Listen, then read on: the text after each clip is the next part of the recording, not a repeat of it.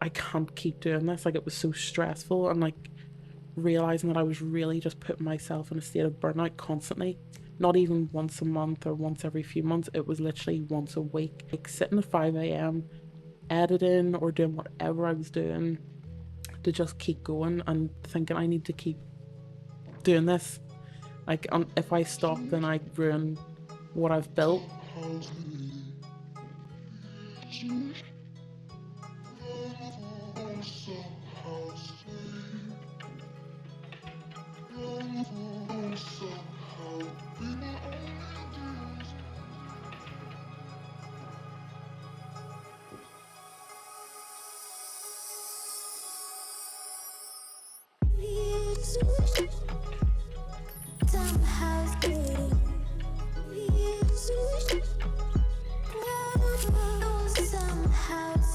My name is Macy Stewart. I am a fashion portrait photographer based just outside Belfast.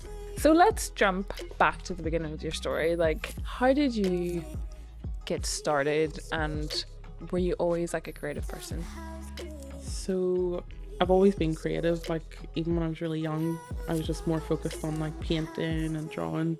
I had toys. Like, mum always made sure I had plenty of toys, but yeah, I was always just like, I remember there was like a book and you could draw on models, like you could draw fashion stuff. Loved all that.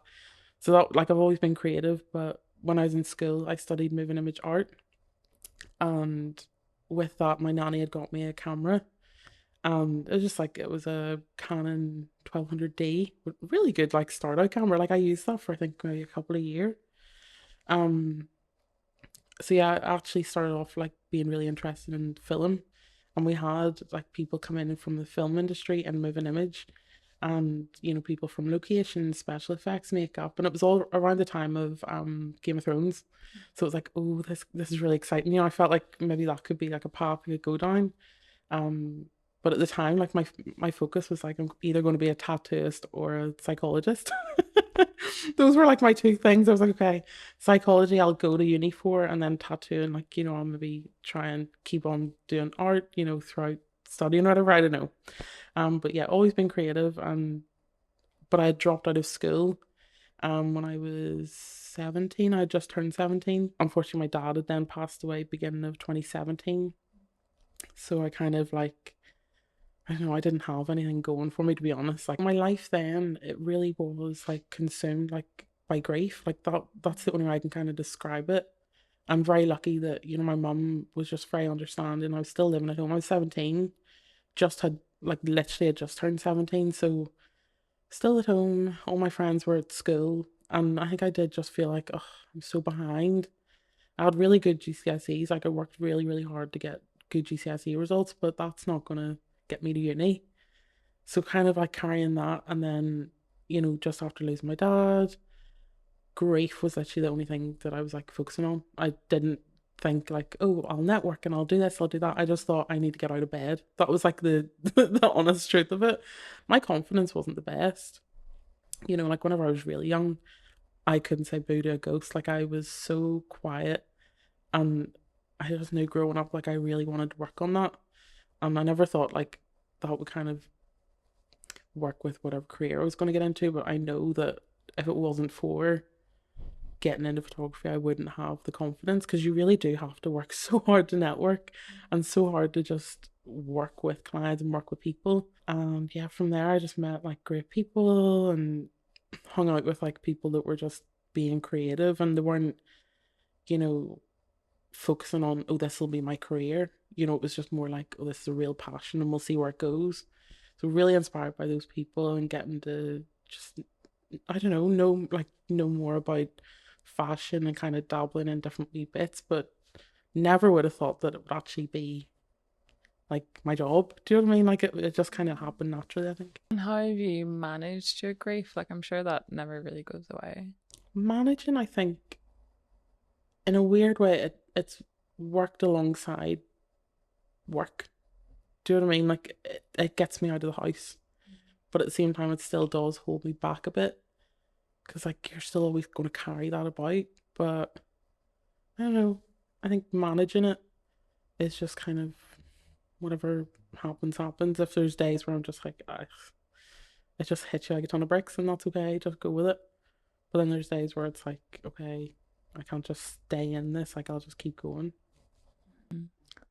So after the first couple of years, like when was the shift of like you're going to become a photographer? Like how did you know? Because it sounds like you were just kind of dabbling and like experimenting with friends and like just being playful. When did you have that shift of like I'm going to be a photographer?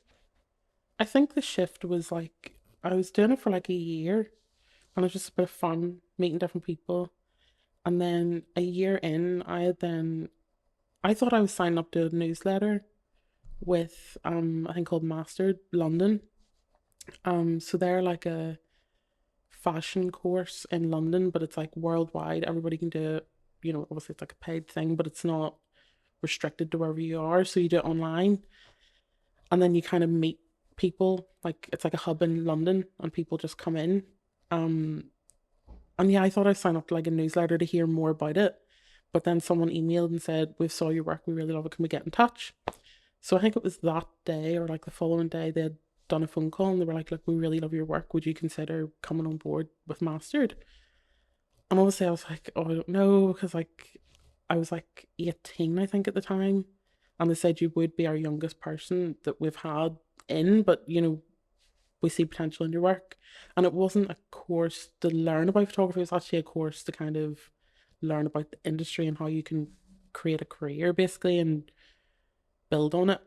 And it was very intimidating, but yeah, I then did that for a year, a little bit less than a year. And I think then I was like, okay, this could be like a career. You know, at that point, I didn't have that many jobs. You know, like I was literally just getting little bits of random work. But yeah, I think it was then, which it's kind of funny, like looking back, like I was doing this thing. I was in London, it was called Mastered Live, and meeting these people that were in their careers. Like they had been doing it for probably, you know, 5, 6 plus years.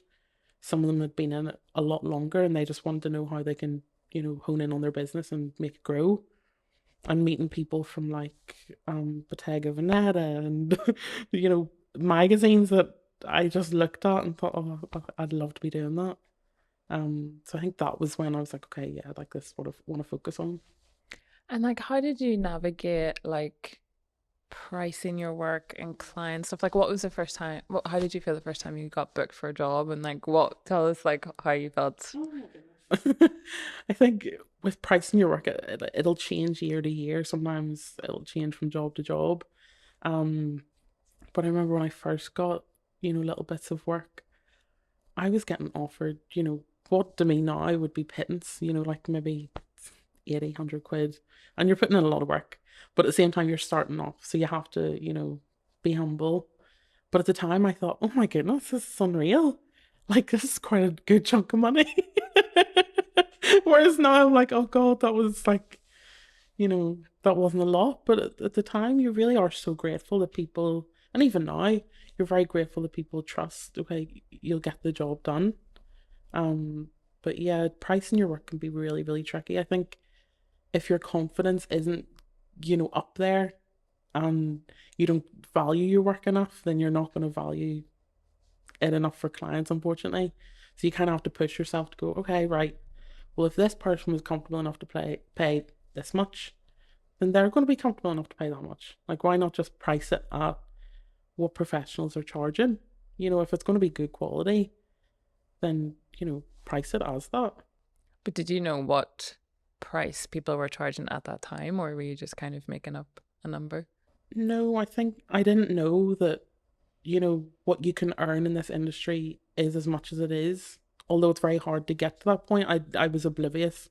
I didn't even know that you could actually do it as a job. Like, to be honest with you, I can remember saying that to a friend that was actually in the industry. I was like, I didn't even realize, you know, you could be a photographer and it'd be your full-time thing. I just thought like people do it for fun. I thought it was like a, you know, a hobby that can turn into a bit of a side thing.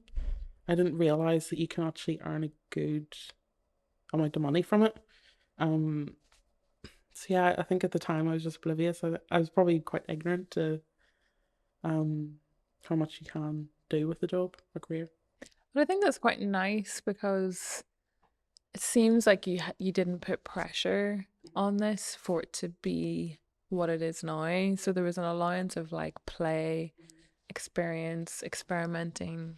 I'm curious because you've taken the path of like dropping out of school at 17 and you didn't go to university, but you knew that you wanted to progress in photography, you did the master's class. Did you ever feel insecure about not going to uni or Yeah, I definitely felt insecure about not going to uni. I think it was when I had dropped out of school, I had realized I don't really have like a safety blanket. I don't have money behind me. I don't have all the resources that maybe some people do. Now, bear in mind, I have the most supportive family, like my mum, my nanny, and my granda.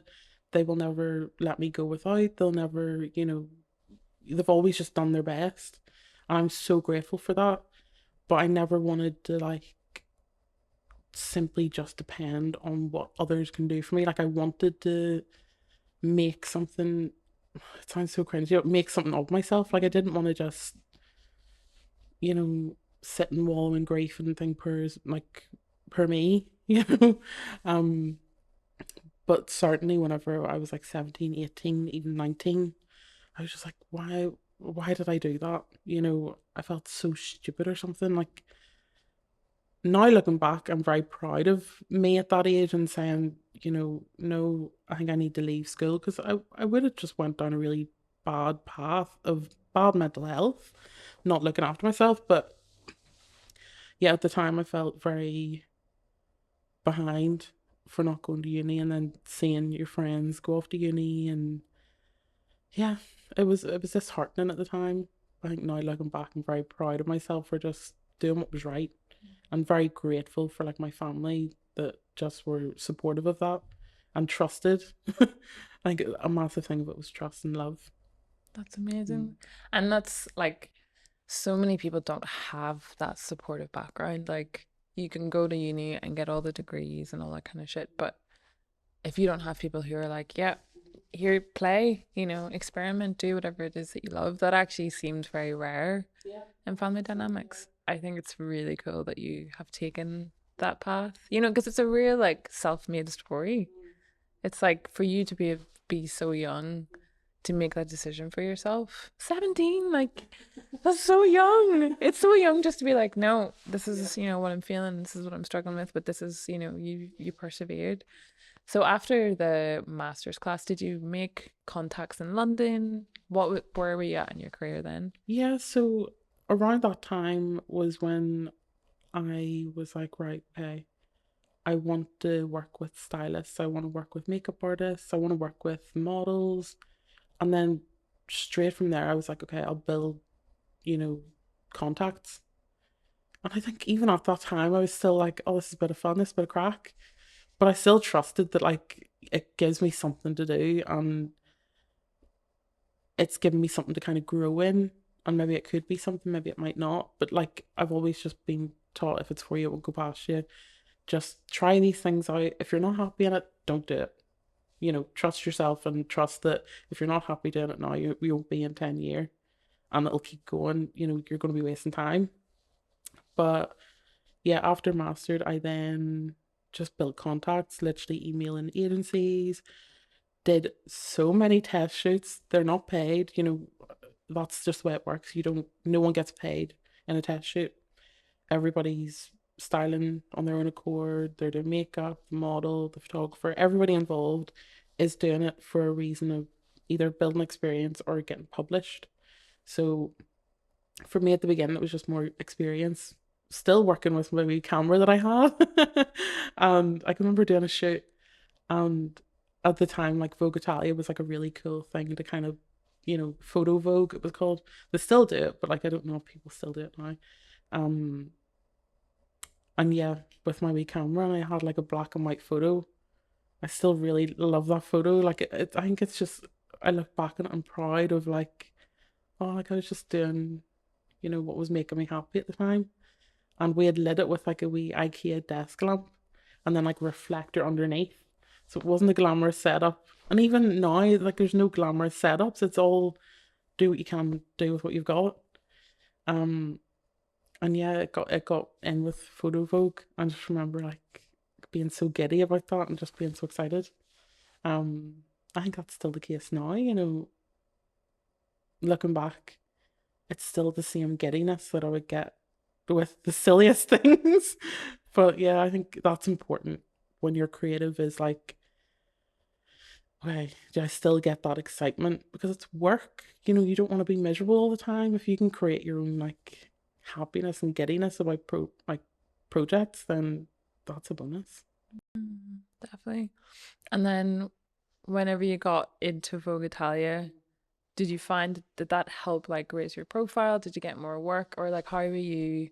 Because were your clients based in Belfast or did you start, making any networks between London and Dublin? I don't even think the main focus was clients. It was just getting experience. At that point, it wasn't like I was getting regular work. It was very few and far between. um, but yeah, like when you get published, I think it like builds credibility. It builds like a profile of, okay, that's what I'm capable of, and people are recognizing it, and also building confidence in yourself. It's the main thing. Um, might sound a bit cliche, but like it really does have to start with you. It's not from other people commenting on photos like, oh, this is unreal, congratulations, blah, blah, blah. That didn't affect me. It was more like, okay, I need to like work on my photos are worthy of being seen and they're worthy of being published. So from there, it was like, okay, more experience could lead to more clients. That's like the simple thing of it, really. But I love your DIY approach.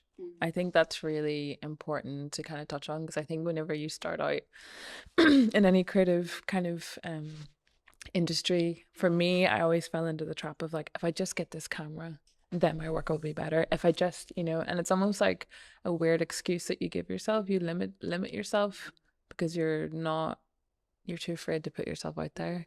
And I love that you just used the camera that, you were given when you were in high school. Did you ever feel insecure about your equipment or like, Do you know what's funny? I actually didn't feel insecure about my equipment. Um, it wasn't until one point I did, and I think I realized, okay, right, I need a better camera because it's for work. Um, but at the time, one thing is if you have a camera, there's people that do it with iPhones now. If you have even someone that can lend you a camera, if you can't get your own camera, like that's a starting point. Like as I said, all you need is a model, and there's so many people now that just want, like, it sounds so vain, but there's people that want photos of themselves. you know, Look for people, contact people. Again, that can take a lot of confidence to even just reach out, but you get to that point where you have no shame in just talking to people, asking them. Like, I got to a point where I'd be on nights out, like once I was 18. Disclaimer. I didn't have a fake ID or anything. No, I actually didn't. But yeah, once I got to like the point of having nights out, and even just like being out and about in Belfast and seeing people that were maybe around my age, I just go up into them and say, I do photography. Could I possibly take your photo at some point? Here's my Instagram. I'll drop you a message. That's literally as simple as it is. But like when you have no confidence, it's not simple. But you get to that point where you're like, yeah, no shame. I like taking photos of people. I think you're pretty. Can I take a photo? That's it. But yeah, about equipment, um, yeah, I don't think I ever went through a stage of being ashamed of it because it was like, well, there's people with more expensive cameras that aren't creating work that was very inspiring to me. So it just shows that it's not actually about the equipment, it's about the person or the eye that they're taking it from. And that's not to build myself up. I'm just saying that I got to a point where I was like, actually, it's not about the equipment. It's about the person that's, creating it.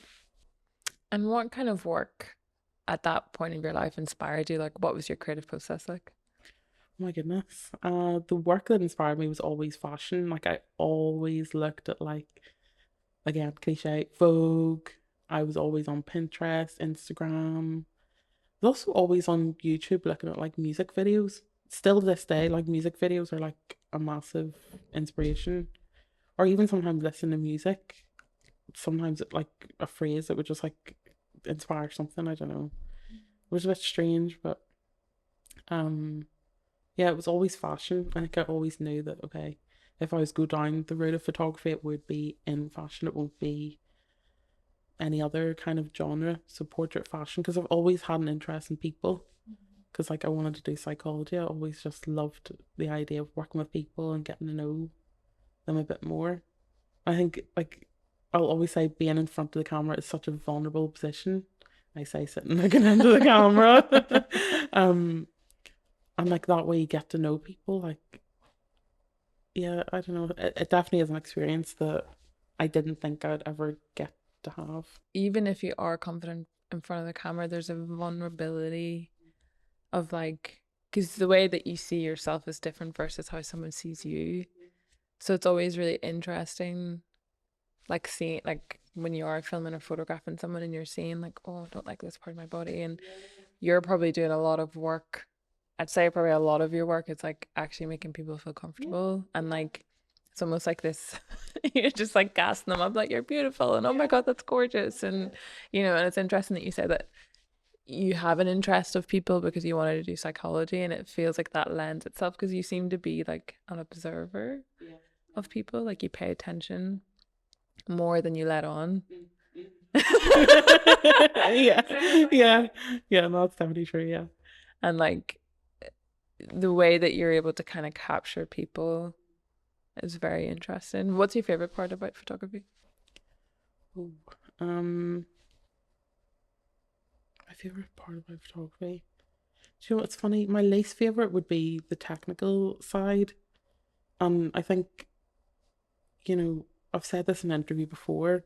I'm not very good with the technicalities of a camera. Like I couldn't tell you, you know, just by looking at something, oh, this is like what the setup will be.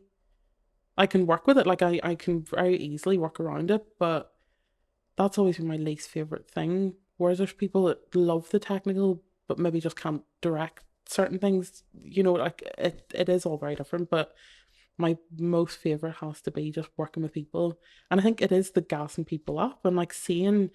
It's like it's like a switch in someone when you're actually, you're complimenting them on things and they're like, that's my least favorite thing. And you're like, well, that's my favorite thing about you. And you have that wee moment of like, right, let's just put the camera down. Like, let's just talk. And like going over the concept and saying why I got you here is because I think you're stunning and I want you to be part of this project. And, their personality just like kind of reveals itself over time. And you can see it in photos. See when you're going through the selects and you see their confidence just kind of grow and grow. I think that's like my favorite thing.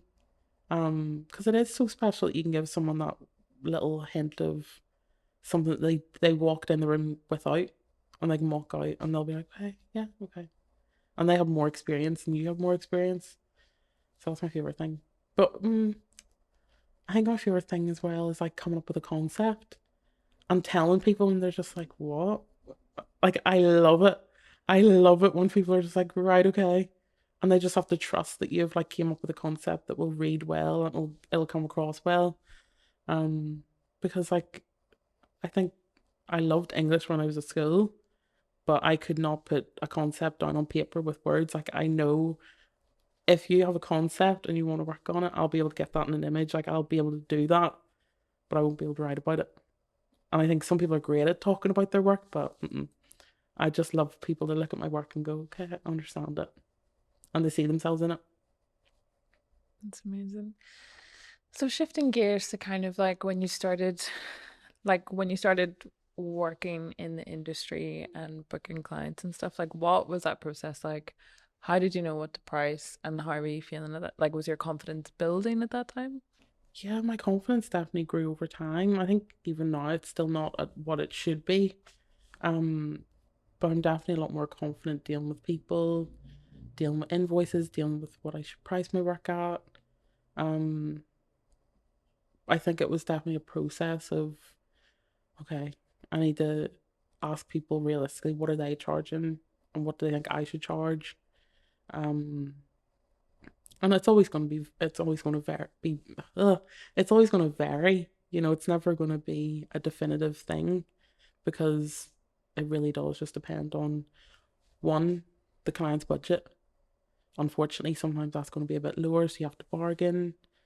Or, sometimes there's been jobs where I'm putting money into it. Maybe not jobs, but like projects. So then you have to think, right, well, if I'm going to be doing that, I have to weigh it up. Is it really worth me putting money into me investing and I'm not getting anything in return? So then it's also thinking about that. You're thinking about the materials. If you're getting clients, you have to get a better camera. You do have to at some point if it's going to be your career.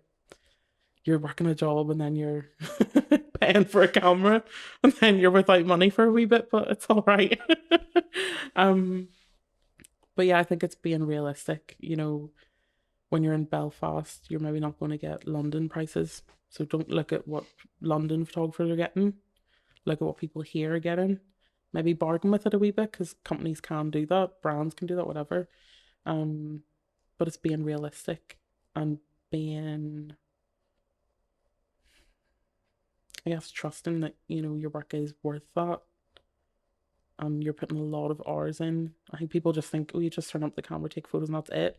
No, it's the work before, it's the work on the day, it's the editing and the corresponding. It literally is, it's a lot of hours, you're putting in. So yeah, that journey to kind of price my work was a bit mad, but yeah, I got there in the end. And what is the industry like here in Belfast? Like, do you feel like there's opportunities for you here?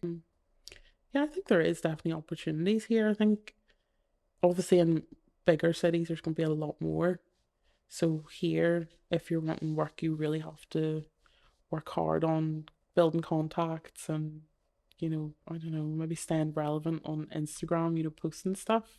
Social media has definitely helped a lot with booking clients. Whenever you've been building your business, like, have you been financially stable? Have you had a part-time job? Because I think this is something I'm very passionate about talking about. Like, we've discussed about it, and like whenever I was in uni and when I graduated and when I was starting this, like I always had 2 or 3 jobs on the go of like just doing different things. And I think social media has this power to like make it seem like everything's just come together and there's no struggle, and you know you just magically are able to live. And but there's a sense of like, where's the realness on how hard it is to get somewhere and how to be financially stable? What has your journey been like? I think it's definitely something that I'd want to be more honest with. Like online it is so easy to make it look like you're booked or busy, but I think as much as you can be at some points, you're not. Like you're going to go through dry spells of work, and for me it always depends on the season. It's weird, like obviously the obvious one coming up to Christmas, flat out, like that's going to be your busiest time. Once you're like getting clients, you actually will realize that okay, that's not a time that you can just slack. You really just have to work, and then after that there might be a little bit of a slump. January can be sometimes quite busy, but that's just over the years that I've noticed, okay, there is a bit of a pattern and you adjust to that and you realize, okay, well, if I'm busy this month and I'm getting all the invoices coming in and it feels great, no, that has to then do you for the next month, because then the next month you're probably just doing editing, you're doing all the boring bits. I don't mind it, but would rather not be sitting at home editing all the time. Um, but yeah, over the years I've definitely noticed that there's a pattern. Um, And would you say that you're in a financially stable position with your I'd business? say I have to say, like, I'm not very good with money, so like that's something that I'm trying to work on this year. But I think that's just the reality of being freelance, and like I still live at home, so I'm lucky in that sense that that's the only bill that I really have. I don't drive a car.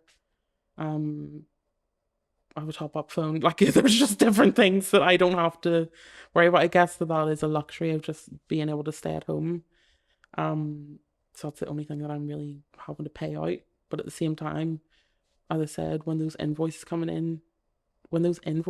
in, you, I would say that what I'm getting, I should be financially stable, but I just don't know how to pace that in a way that, okay, that'll do me for 2 months, that'll do me for 3 months, whatever, and work it out that way. But yeah, I think I'm at a point where it's definitely a lot better. It is very hard to manage money. It's so hard to manage money. So And the hard. relationship to money as Yeah. well. Yeah. It's definitely something I've struggled with Mm-hmm. probably since I ever started working freelance. Yeah. especially when you don't come from resources. Yes. That's challenging Yeah. because you don't have that mindset. Yeah. You know, like I Yeah. never got told about how to manage my, like my No. mum is like, it's only money. Yeah. It'll come back around. It'll come back around. I'm like, oh, I'm not done with this money yet. So we'll finish that up. And then I'll wait for the next invoice. It's like managing money is so hard. Like, I'm sure there's so many people as freelancers can relate to that. In the when you have money coming in. For me, for a while, like I want to say for maybe over a year, I was so used to, okay, if I'm getting this money, then I can pay for film, I can pay for this, I can pay for that, I can pay for a new project. Like there was a project that I put about 400, £500 into, even though I got funding. And it's that kind of mindset of, okay, this has to go back in, this has to be an investment. And then you realize, no, I actually have to live. So then I went through a stage of, oh, I have to live. And I was like, I'm living. I am going to pay for anything that I can to have fun, which I'm glad I went through that. I'm kind of coming out of that now and realizing, like, okay, I've had those stages of investment and fun. Now I just need to, you know, put that into myself, into my future, and get serious about it. As a freelancer, that can be a bit scary because you're like, well, nothing's definite. Nothing is definite. You're not going to definitely get a job next month. You're not going to definitely get a job during summer, so it's weighing all that up. It's not a stable lifestyle. It's not stable. It's really not. Because it's not consistent work. No. Like everything is banked on the previous project that you've done, Yeah. and it gets you to this place. And there's something beautiful about this lifestyle that it's like, it's the technical aspect, it's, the work that you've done, but there's also this intuition of like putting everything into these projects and like what's inside. Yeah. But it's like, it's so hard to describe what that looks like to someone who's outside of the creators industry. Yeah. And like you're constantly just trying to like not have a mental breakdown. Yeah. That's it. I think for anyone outside of the creative industry, I kind of describe it as, well, your investment was your years in uni and your money in uni. Mine is simply the investment in equipment, in projects, in going places and doing projects and meeting new people. That's our investment. So it comes like self-made, that once you get that check, okay, it's going into that. And once you get this invoice paid, it's going into the next thing. There's always something. And I think when you get to that point where you're getting a few invoices paid, you're like, oh, I don't have to pay out to anything apart from my bills and me. Then I think that's when you can say, okay, I'm financially stable, which can obviously take a long time to get to. Yeah. Definitely. So I want to switch gears to like the pandemic. Like, how did you find the pandemic, and like, how were you feeling during that time, and how was your creative practice, and how did you feel about like your career and stuff? Yeah, so when COVID had started, I think I was 20, 21 maybe. I was 20. Yeah, I would have been 20. I think when it started, I was still in that kind of phase of, okay, this is my job, but it's not maybe a career. Because I think it was then starting to get real, like, no, I need to be making regular money. And I got like a part-time job.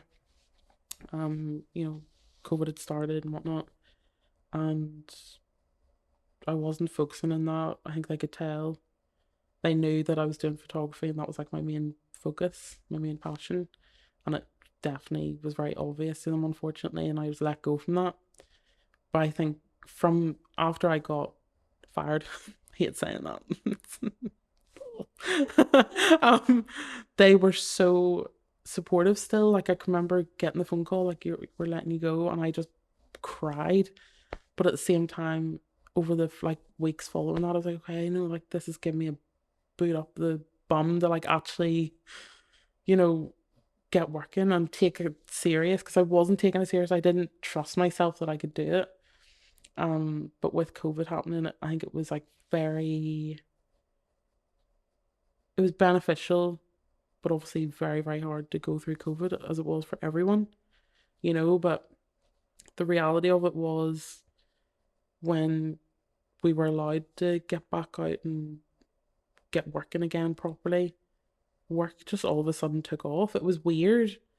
I did not expect it. It just came out of the blue. And I think because I had had that time to sit by myself and really think, right, realistically, what am I going to do? Am I going to go to tech and study and get my A levels to go to uni? Like, that was kind of the path I was thinking about. I'm going to have to do it reluctantly. Um, but then all of a sudden, work started coming in. And I think with COVID, people realized the power of social media and, really having to invest in your business and then that'll pay off. So a lot of companies and brands and people were getting in touch and saying we want to create content.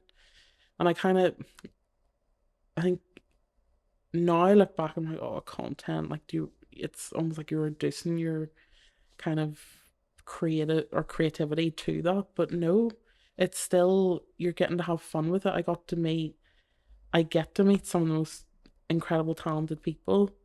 And some of it's for commercials, some of it's, they want like an editorial kind of vibe, and that kind of is quite versatile. It's very broad.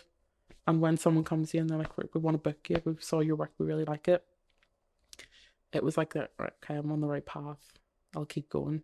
So COVID, weirdly, work then started to take off. That's very interesting because you're at a crossroads, Mm-hmm.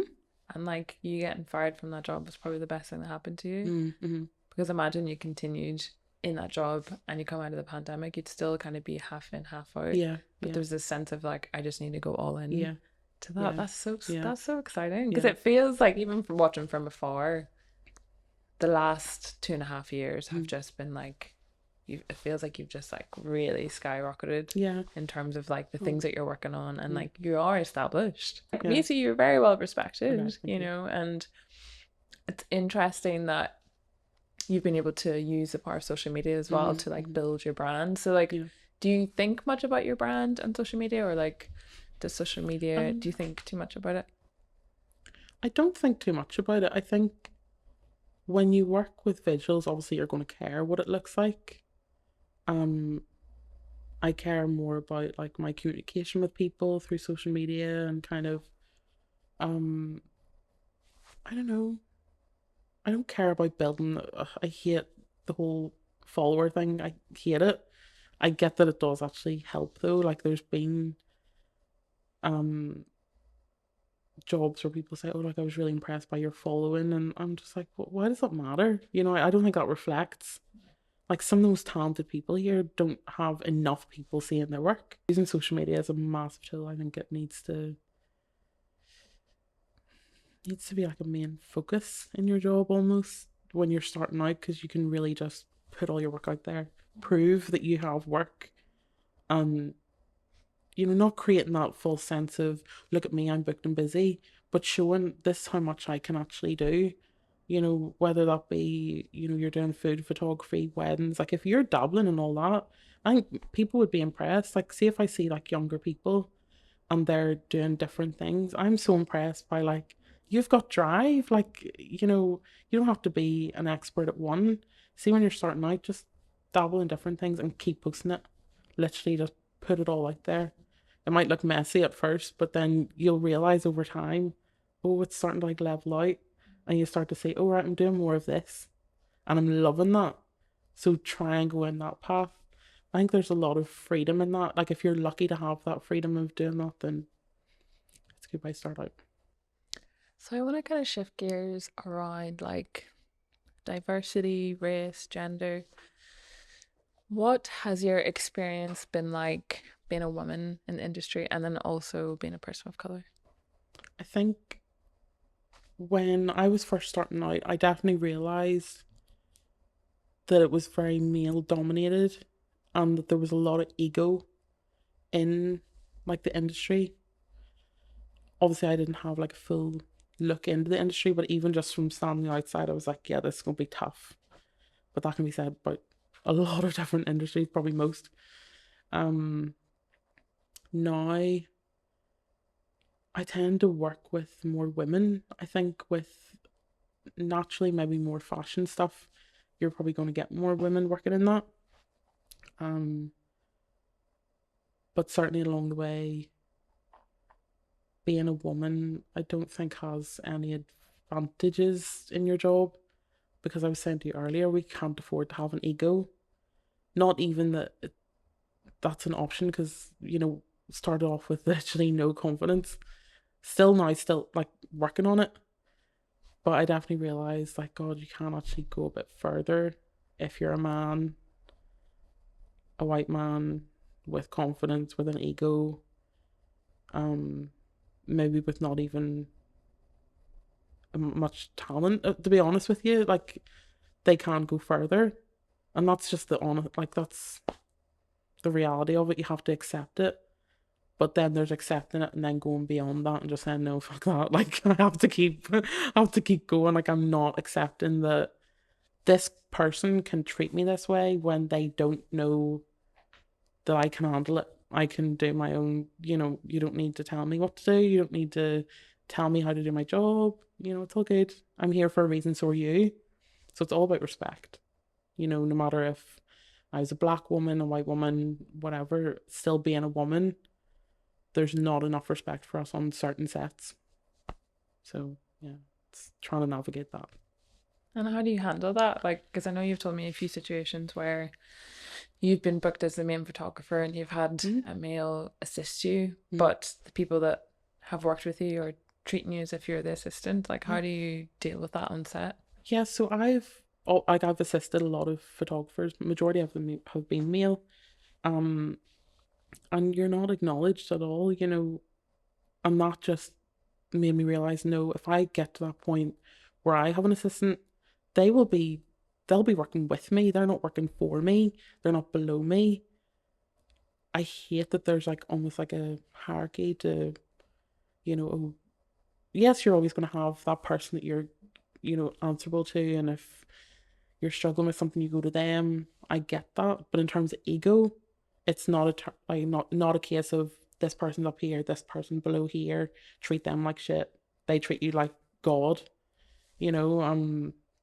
But yeah, I've worked on things before, and I've turned up as the photographer, and I'm not treated with the respect of, I'm here doing this job, the same job that they're doing, but they'll go straight to the guy. And it's like, what? You're just blanking me. Or, I've been on sets where I've not been acknowledged at all. And I'm just trying, like, not that I'm there to be like, oh, look at me, look at me. I'm there to just, like, The hello, basics. the basic, The bare minimum. the bare minimum of just, we acknowledge each other, we're working together. And again, we're both here for the same reason. We just want to get the result of, we're working for this client, let's get the work done. So yeah, it can be a bit tricky to kind of navigate that, but I think dealing with that is very hard, because I just know that I just bite my tongue and walk away from it. I'm just like, okay, I just know that I will never treat someone like that. And if anyone has ever felt like that, definitely say something. I think if it repeatedly happens with the same people, you're definitely right to kind of check people up on it. Because I remember you were saying, like, you feel like also being like a person of color, like you do have to work twice as hard. Do you feel that? Yeah. And is there many black women in your field in Northern Ireland? I think, yeah, being a woman of color, and like, again, going back to when I first started out, I didn't think that would affect me. Maybe that was a bit of ignorance. I kind of thought, oh no, surely, like, that's just, maybe at like a certain level you get to. I don't know. Maybe it was ignorance. I just thought, okay. But I think that's quite nice, because you're not, it's not consuming your thoughts. Yeah. You're not putting yourself into that kind of, not that, I don't know how to appropriately say this. Like, I think if you grow up thinking that those things are going to happen to you, kind of go into a victim state. Yeah, that's you true. know, Yeah. and it seems like you just were really like concentrated on pure creativity. Yeah. Yeah. And like, yeah, black so what? Yeah. I think to me it was just always something that, we can really bring to the table, is actually creating projects that come from here. They're not just coming from here and for the sake of OBLM. I'm going to throw together a project because it's trendy now. It was actually a thing of, no, I relate to this because we are left behind and we're not respected enough. And when you can create a team and a project that is reflective of that, but also showing we can do this together. If you're not going to respect us, we can build it, and it's going to happen. it's proven that we're very, very capable, very, very worthy of being in this industry. And if you're not going to respect us, don't worry, we're not going to sweat it. You keep doing you. We're going to keep being nice, being humble, and working hard. It's not a thing of trying to grow towards, oh, I can have an ego now, and like I think a massive part of it is ego. And where did that come from? When you actually, I've realized like over the past, like probably a few months, not even a year, just realizing that people, I think, in life have been handed an ego and they just roll with it. Whereas I feel like I can't afford to do that. You can't afford to do that. So with that, and I'm glad, I don't want to be known as someone with an ego.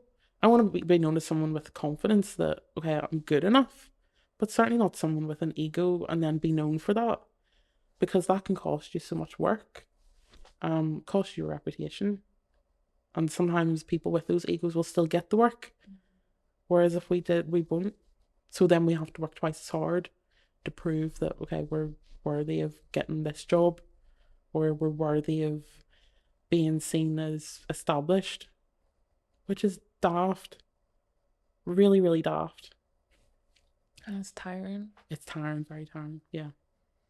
I think it's very rare to like come across people where you're like, everyone's lifting each other up. Not rare, but I think maybe now people are shifting into that mindset. Like there's so much more to the creative process, and like it seems like there's more collaboration, and like there needs to be an uplifting thing, because I think during the pandemic everyone was so isolated and separate. And now that we're coming out of it and like, things are thriving again, it's like there's that quench of like just wanting to be connected to people and to collaborate. And I think like I love your messaging of how you want to make people feel. And it seems like you are really good at like maintaining relationships. Thank you. And building a really good reputation, but like that's very much your brand. What is your dream life and projects? Like where do you see this growing, or do you think about that? Oh my goodness. I think like growing up, I was just always taught go with the flow. Again, very, very lucky and privileged to have a mum that just drilled that into me, and that, there was so much love and trust in just whatever happens, happens. If it's for you, it'll not pass you. I think I'm still at that stage where I'm like, okay, whatever happens, I'm just going to take it. Because goodness knows where you can be. I'm getting jobs now that I just didn't think would be possible. I'm getting connections now that I thought I'll give myself a couple of years to get to that point. But I don't like to look too far into the future, because again, it's unpredictable. You just don't know. Like, now I'm like trying to get into film. I've always loved film, but I never thought I would get into it. And now all of a sudden I'm like, yeah, I want to try directing. And, I don't know, maybe there's like a career in that. Like the two go hand in hand, photography and film. But absolute dream would be, I'd love to just live in Paris and be working there. I just love the place so much. And like, I don't know, maybe not even to live there for like, full time, just to have like a stint of just like living and working there would just be unreal. And like just getting to travel and getting work that I can go to different places and it can be seen in different places. Like, yeah, I think I just love that. Getting to meet more people. What is one thing that you've struggled with but have overcome? I wouldn't necessarily say that I've overcome it or overcame it. But confidence just not even in my work, it's just been actual confidence to be able to hold a conversation. Like when I first started out, I was just like a nervous wreck. Like with my friends, I was so confident and like felt really comfortable. But I couldn't imagine really doing what I'm doing now. I couldn't picture that it would be the case with confidence to kind of express myself, or like, even when working with people and saying, oh, can we try this? The idea of just doing that just was so foreign. So the fact now that I can do that confidently, I think, yeah, that's something I'm proud of. Have there been any moments in your career where you're just like, I'm gonna quit? There's been times where I haven't got work and thought, I can't do it. Like, I need to be making some kind of money or making some kind of moves in a direction of a career. Because again, the pressure of seeing everybody going to uni, I was like, I'm not doing good enough. Like, I can't do it. And again, it's that privilege of still being at home and having understanding family that they just want to keep going. If you feel like you can keep going, keep doing it. Because I guess people could see something that I didn't. Like, I still to this day, I look at my work back then and think, how how did they actually compliment, you know? But that's just through my eyes, you know. Um, but yeah, I think, you know, even last year I was just like, and it's funny because it was the polar opposite where I wasn't getting enough work when I was younger, and then last year it was like, this is too hectic, this is too busy, I can't keep doing this. Like, it was so stressful, and like realizing that I was really just putting myself in a state of burnout constantly. Not even once a month or once every few months. It was literally once a week. I was at the end of the week sitting at 5 a.m. editing or doing whatever I was doing to just keep going and thinking I need to keep doing this. Like, if I stop, then I ruin what I've built. So I should just dip out now. So it's like the polar opposite of I'm not getting enough work. And then what, 5 year later, four, it was like I'm too busy. And now I can look back and go, God, like maybe that was just a real sign to say, no, you're on the right track. You'll then meet in the middle where it'll be like neutral. You'll be having enough work. You won't be burning out. Keep doing it. So I'm like giving myself more and more time. Yeah. And that, yeah, because it's funny when you when you are at the very beginning, you dream. You're like, I will Yeah. work whatever. Yeah. That's success to Yeah. me. And then when you actually do become established, and then Mm-hmm. that's happening, you're just like you have to step up a level. Yeah. You Yeah. have to step up to like the bigger projects and the Mm-hmm. higher quality, and Yeah. it is a lot of pressure, Mm-hmm. and it's really hard to manage. Yeah. Because So did hard. you ever feel guilty about it? Oh my goodness. The guilt that I feel even to this day getting certain jobs. I'm like, no, someone more experienced should be getting this. Or I'm not good enough. But then knowing that, well, I'm still getting booked for jobs in the same kind of level. I think, you know, maybe it is. I'm trying to bargain with yourself, like maybe okay, maybe I am good enough.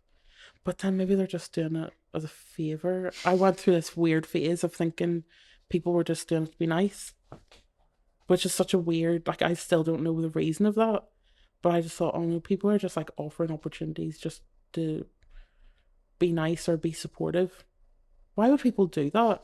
You know, in a weird way, it's so self indulgent to think, oh, you know, they're just doing it to be nice to me. Why would they? They're looking for someone to create work for them. They're not looking for someone that they can be nice to. So it is that weird guilt of like, oh, no, don't be so wrapped up in yourself.